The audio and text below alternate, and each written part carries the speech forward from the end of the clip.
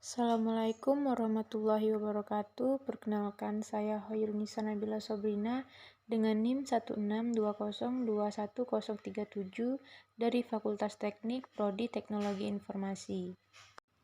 Baiklah, di sini saya akan menjelaskan hal-hal yang dapat membatalkan syahadat ain. Materi yang pertama adalah bertawakal bukan kepada Allah Subhanahu wa taala. Berdasarkan firman Allah yang berbunyi, dan hanya kepada Allah hendaknya kamu bertawakal jika kamu benar-benar orang yang beriman.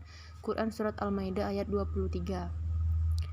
Sesungguhnya Allah telah menolong kamu di beberapa banyak tempat dan pada peperangan Hunain tatkala kamu sombong dengan banyaknya jumlah kamu, tetapi tidak berfaedah bagi kamu sedikit pun, dan jadi sempit bagi kamu bumi yang luas itu.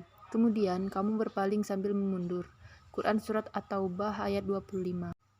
Adapun ayat selanjutnya yang berbunyi, sesungguhnya Allah lah yang pemberi rezeki yang mempunyai kekuasaan yang sangat teguh. Quran Surat Az-Zariyat ayat 58.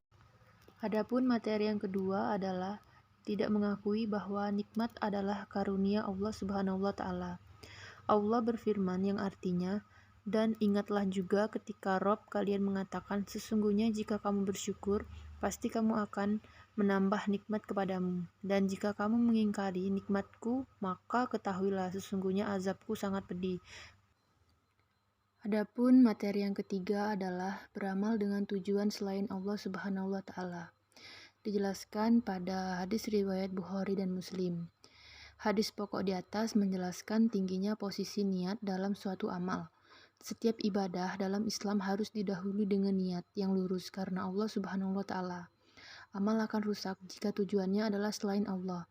Dalam hadis Bukhari dan Muslim di atas disebutkan jika tujuan hijrah seseorang karena harta dan wanita, maka ia akan mendapatkan balasan sesuai apa yang diniatkan. Sedangkan sebaik-baik tujuan adalah keridhaan Allah Subhanahu wa taala. Materi selanjutnya adalah menetapkan suatu hukum tidak berdasarkan hukum Allah Subhanahu wa taala. Berdasarkan ayat di atas, yang artinya, jangan sampai aku mendapati salah seorang dari kalian berbaring di atas dipannya, bermalas-malasan. Telah datang kepadanya satu perkara yang telah kuperintahkan dan kularang. Lalu ia berkata, aku tidak tahu apa yang kami dapati dalam kitabullah, maka itulah yang kami ikuti. Dalam hal ini, Rasulullah SAW menjelaskan bahwa Allah mewajibkan suatu perkara secara umum atau khusus, dan bagaimana seharusnya para hamba mengerjakannya sesuai kehendaknya. Selanjutnya adalah memperolok-olok Al-Quran dan As-Sunnah. Rasulullah SAW terus mengatakan, apakah dengan Allah, ayat-ayatnya, dan Rasulnya kalian memperolok-olok? Jangan kalian cari uzur, kalian telah kafir setelah iman kalian. Quran Surat At-Taubah ayat 65. Menghalalkan yang haram dan mengharamkan yang halal. Allah berfirman, dan janganlah kamu mengucapkan dusta yang disebutkan oleh lidah-lidah kamu. Ini halal dan ini haram. Untuk kamu ada-adakan dusta atas nama Allah. Sesungguhnya orang-orang yang mengada-ngadakan dusta atas nama Allah tidak akan beruntung. Itu hanyalah kesenangan yang sedikit, tetapi bagi mereka ada azab yang pedih. Quran Surat An-Nahl 116 dan 117. Selanjutnya yaitu tidak mengimani Al-Quran secara utuh. Dijelaskan di Al-Quran Surat Al-Baqarah ayat 85, Allah berfirman pada ayat ini mengingkari tindakan orang-orang Yahudi Madinah yang hidup di zaman Rasulullah karena mereka membantu peperangan yang terjadi antara Aus dan Khazraj. Aus dan Khazraj, orang-orang Ansar di masa jahiliyah, adalah para penyembah berhala dan sering terjadi peperangan di antara mereka. Beliau juga menyebutkan riwayat dari Ibnu Abbas bahwa mereka adalah pelaku kesyirikan, penyembah berhala, tidak mengenal surga dan neraka, tidak mengenal hari kebangkitan, kiamat, tidak mengenal Alkitab dan halal haram.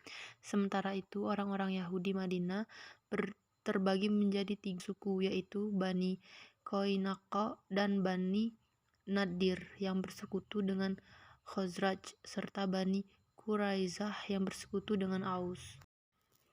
Mengangkat orang kafir menjadi pemimpin. Dijelaskan dalam Quran Surat Ali Imran ayat 28. Kandungan ayat di atas memberi pemahaman pada kita bahwa umat Islam dilarang Allah memilih pemimpin non-Muslim.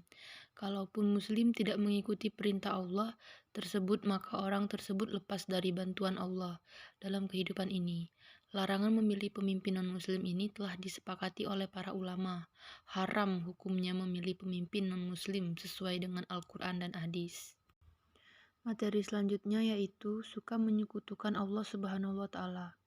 Musyrik menurut syariat Islam adalah perbuatan menyekutukan Allah dengan apapun, merupakan kebalikan dari ajaran ketauhidan, yang memiliki arti mengesahkan Allah.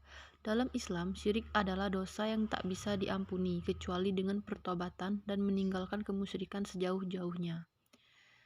Dijelaskan dalam Quran Surat Ar-Rum ayat 30 yang berbunyi, dengan kembali bertaubat kepadanya dan bertakwalah kepadanya, serta didirikanlah sholat dan janganlah kamu termasuk orang-orang yang mempersekutukan Allah. Mengingkari asma-asma Allah Subhanahu wa Ta'ala. Dijelaskan dalam Quran Surat Ar-Rod ayat 13, Syekh Sulaiman bin Abdullah di dalam kitabnya Taisir Al-Aziz berkata, karena Allah telah menanamkan mereka yang mengingkari satu dari nama-namanya, yaitu Ar-Rahman, dengan kafir. Maka hal ini menunjukkan bahwa mengingkari bagian dari nama-nama dan sifat-sifatnya adalah kafir. Dengan demikian, siapa yang mengingkari suatu dari nama-nama dan sifat-sifatnya, baik itu orang-orang filsafat, Jahmiyah, Mu'tazilah, atau selain mereka pun termasuk kafir, sesuai dengan kadar pengingkaran mereka terhadap nama-nama dan sifat-sifat Allah tersebut. Materi yang terakhir adalah beribadah bukan kepada Allah Subhanahu wa Ta'ala. Sejatinya dalam beribadah itu semata-mata diniatkan karena Allah, lillahi ta'ala, seperti sholat, puasa, membaca Al-Quran, dan amalan ibadah lainnya. Jika niat hati seseorang itu karena manusia semata, hanya itulah yang ia dapatkan. Sebagai contoh, kita sholat di masjid agar dipandang alim di mata masyarakat. Apa yang didapatkan dari hasil niat seperti itu? Ya, pandangan orang di sekitarnya tentu alim, sedangkan Allah Subhanahu wa Ta'ala belum tentu, karena niatnya bukan lillahi ta'ala. Baiklah, mungkin hanya itu yang dapat saya sampaikan. Saya akhiri dengan wassalamualaikum warahmatullahi wabarakatuh.